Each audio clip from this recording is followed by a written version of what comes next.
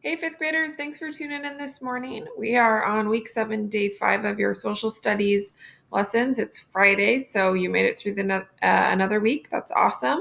Just this lesson to go. So thanks for being here and for doing your best.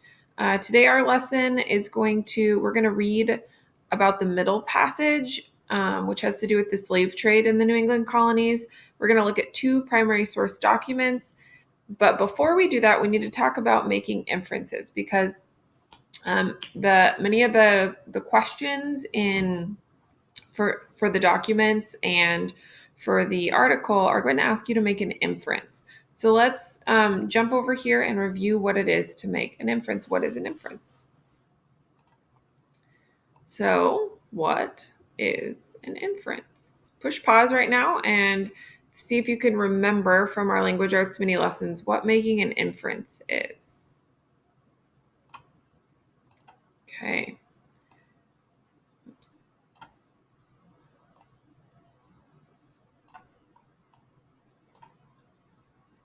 An inference is when you use your observations, what you see, hear, smell, feel, and taste, and then you make your best educated guess based on your observations about what happened or what is going to happen. So let's do a little practice. Here, I'm going to give you a scenario, a situation. I'm going to read you kind of some things, and then you're going to make your best guess about what maybe happened or is going to happen. So here is the first one. You enter your house after school and you smell a sweet aroma in the air. Then you walk into the kitchen and past the oven and you feel the warmth. You see cooling racks and pans drying. Okay, think about it. What could have happened?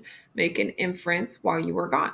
What do you think? There's some evidence there. There's some observations. So go ahead and push pause, talk to somebody around you, or just make a little note about it in your mind. What do you think could have happened? Perfect. My thought was somebody baked bread or cookies or something was cooked in the house that was sweet. So good job if you guessed that. And let's take a look at our next one. One more situation to practice inferencing. You see the sun disappear behind a dark cloud.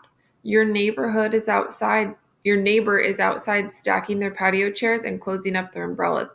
You step outside and feel the air is humid. What do you think could be about to happen based on your observations? My prediction is that there's going to be a rainstorm. So that's a quick practice of inferencing.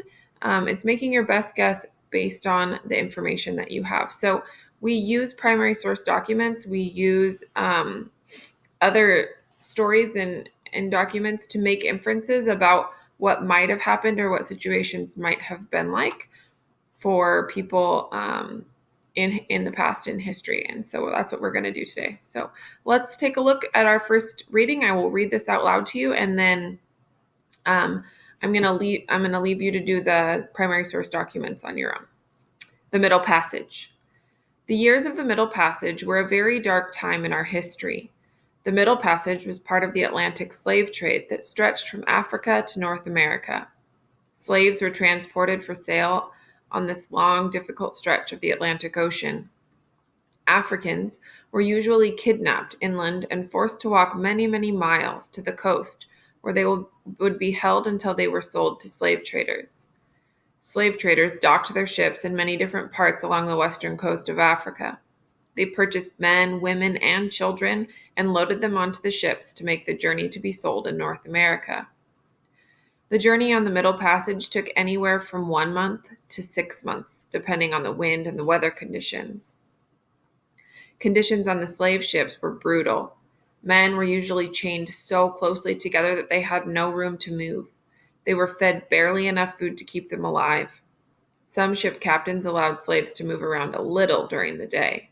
Other captains rarely allowed their slaves to get up and move around. Women and children may have been allowed to move around and to have some extra space. Because the slaves were kept in such crowded and unsanitary conditions, sickness and disease spread quickly and easily. Death was prevalent on the Middle Passage. Slaves who died during the journey would be thrown overboard to the Atlantic Ocean. Primary sourced accounts of sailors tell us that it was common for sharks to follow the ships on the Middle Passage. So there's a little map that shows you the shores of Africa and the direct route that the ships would take to North America for the slaves to be sold. Okay, so following that, we have our first two primary source documents.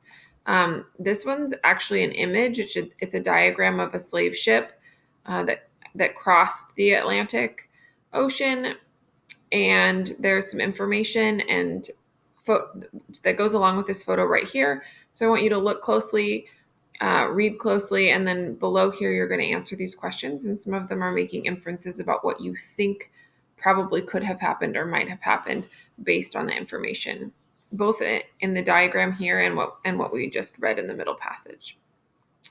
Right after that, there's another primary source document that's really interesting. It is the writings of a slave who was 11 years old on his first journey, on one of those slave ships that crossed the Middle Passage. And so his journal entry is kind of broken up here into little parts, and there are some questions that go after each section of what he wrote. So go ahead and read through these primary source documents and do your best to answer the questions, make some inferences, and thanks for being awesome. We'll see you guys next week.